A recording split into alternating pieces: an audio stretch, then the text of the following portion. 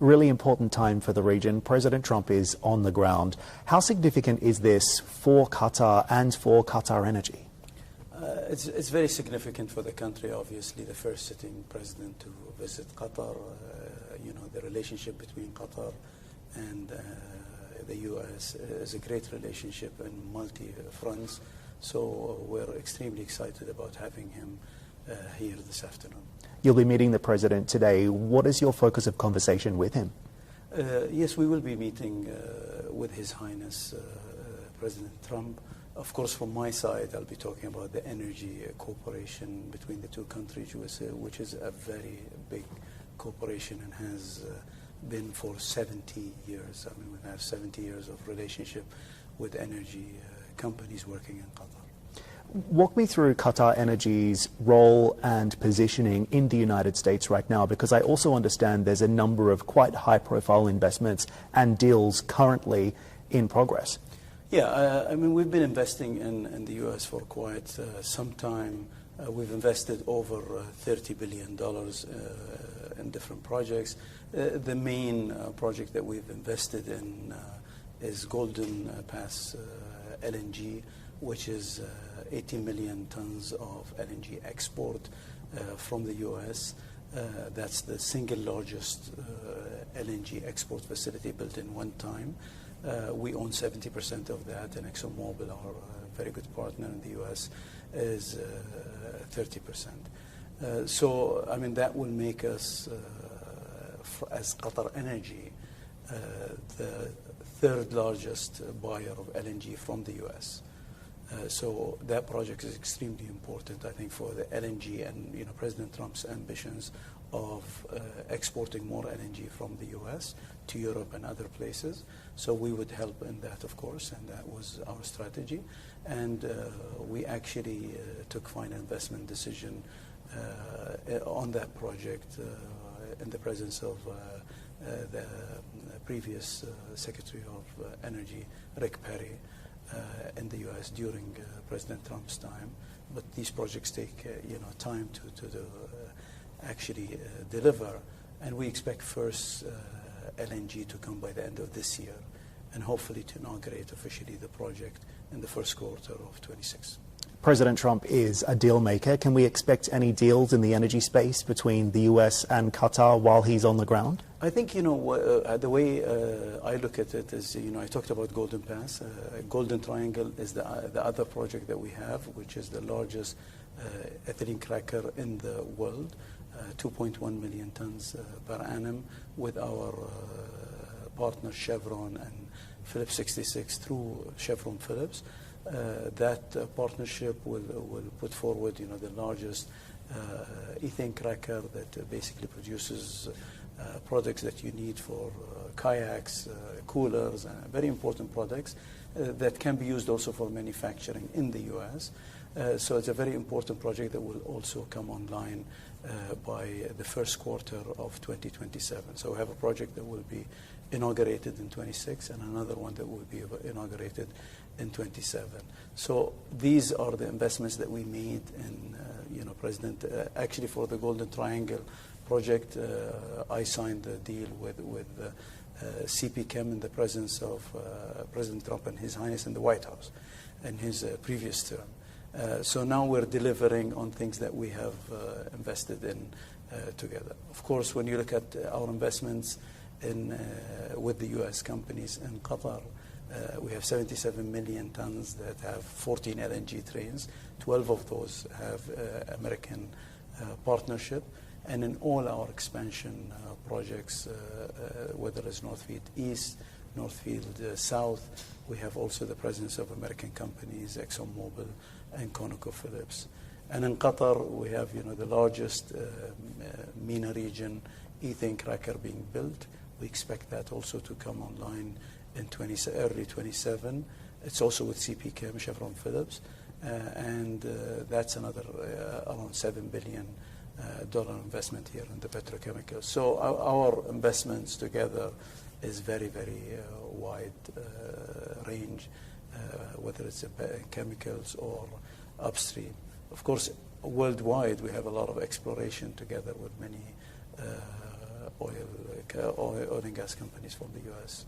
The President's visit to Riyadh has really shown that he has somewhat of a transactional approach to foreign policy. So what do you make of this new era of economic cooperation between the United States and the Gulf? And how can leaders here, like yourself, ensure that these transactions don't just benefit America first, they also benefit Qatar and the region? No, I think the majority of the deals that will be announced or all the deals that will be announced actually in the trip, today when he comes, are all announcements of things that we would like to either invest in as investments in our sovereign fund, or things that we need to purchase, whether it's military, whether it's Qatar Airways, or in the energy sector. These are things that we would invest in or buy. And I think in any business relationship, it has to be a win-win long term. It has to survive, administrations, presidents, and so on, for both, I think, sides to be happy in the long term. If you have a deal that's skewed to one side, ultimately, somebody gets upset about that deal. But I think what we have always had with the U.S. is a win-win relationship. The example of the petrochemical project that we are building in the U.S., we agreed to build with CP Chem, the largest ethylene cracker in the U.S., and at the same time we agreed to build one here in Qatar. So it's a benefit that's on both sides. Both of them are very commercial. Both of them serve that market that we want to enter in the plastics. And just on this topic, is Qatar prepared to say no to Washington if any of these deals don't serve your strategic interests? Yeah, I think the relationship with the U.S. and with the U.S. administration is very cordial. We have a very good understanding. President Trump is a businessman. He also does not accept a deal that does not make sense. So he understands, or he would understand. Nobody would ask us to do a deal that doesn't make sense commercially. Whether we're investing as QIA, we make our own judgments about projects that make sense for us. When we buy airplanes as Qatar Airways, we do our own economics and we do our commercial assessments versus other airline carriers that would be bidding. In the military, they do similar. And in the oil and gas, obviously, we have competition, like even the companies that won to get into the North Field East and South. It was a competitive process. And, we have some European companies that won some projects and American that won the other. And that's the nature of the business. I also wanted to ask you about the state of the market as well. Oil prices have come down significantly. We have seen some pressure from the Trump administration on OPEC Plus to add more barrels to what is a pretty well-supplied market already. That, of course, impacts the price of LNG because we see long-term contracts being linked to the price of oil. What's your own outlook for the LNG market over the next 12 to 18 months, given this macroeconomic backdrop? Yeah, I think first of all, if you talk about the prices in general, I think the prices being too low are not good for the oil and gas sector, because President Trump wants drill baby drill, and he wants more oil on the market. And for oil and gas companies to actually invest, they need to have a reasonable price where their revenues are reasonable.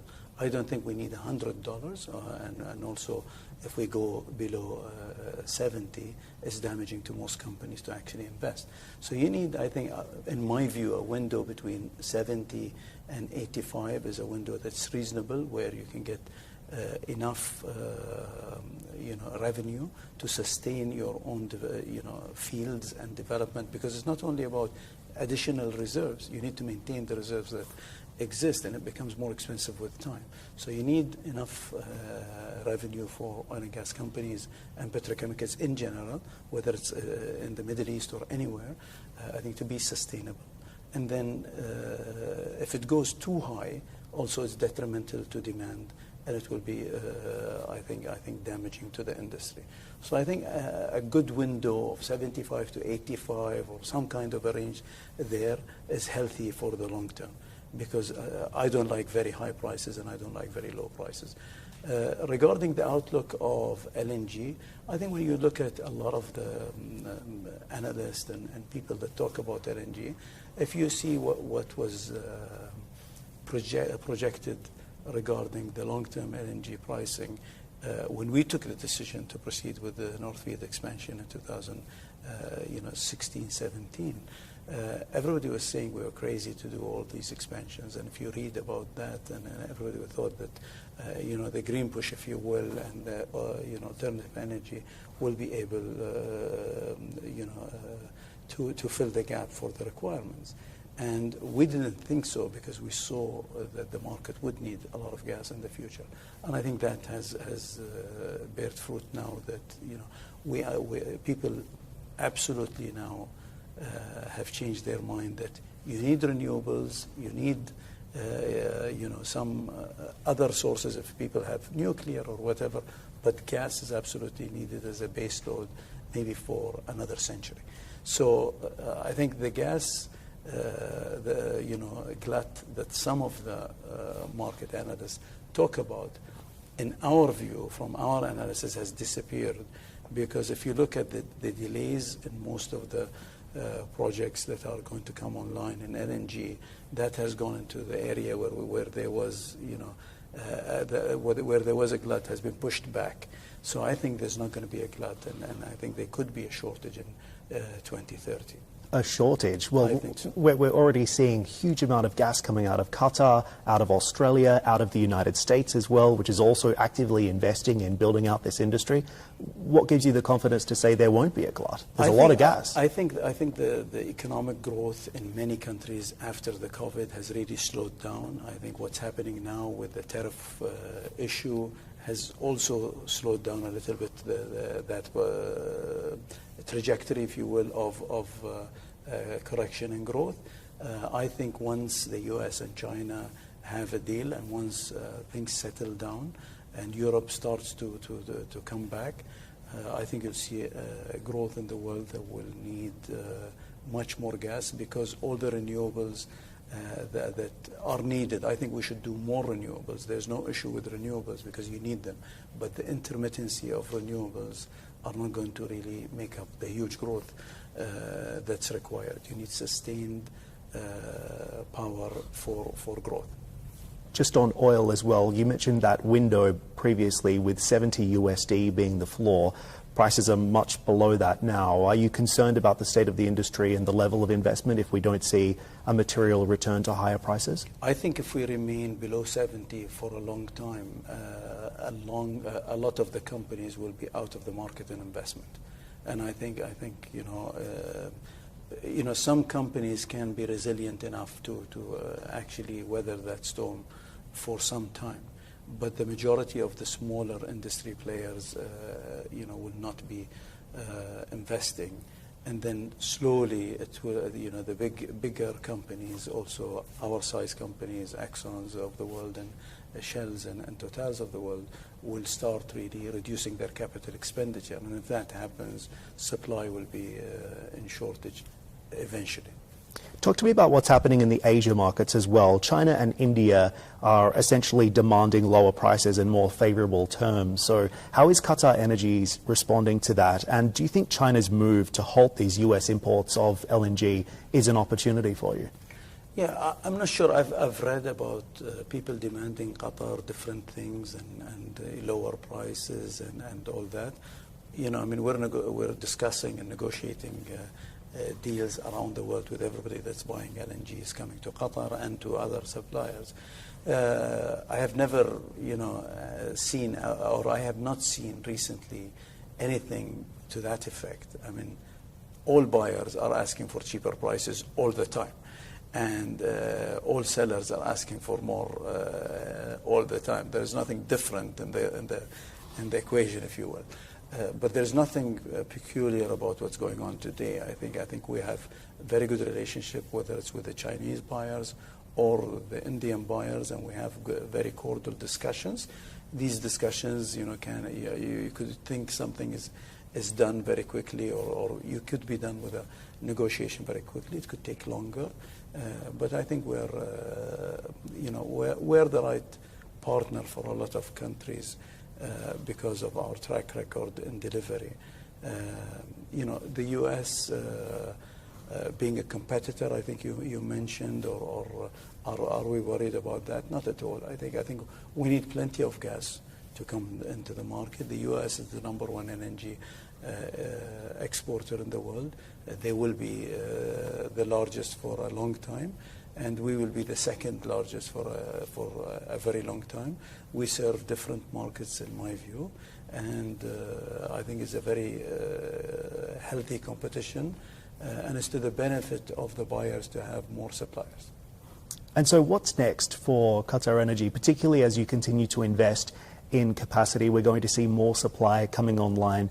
Back to the question on demand, are those key Asian markets going to be able to soak up that much LNG, particularly as they face this trade and tariff war from this president? I think we have plenty of markets that need gas, and there are a lot of countries that are starting to just develop their gas sector and the need for building LNG receiving terminals and so on. You look at Vietnam, Philippines, and many of these countries that have a huge growth population and economic growth that need power. And so I have no issue. India has an ambition to reach 15% of their power coming from gas. They're at 7% or 8%.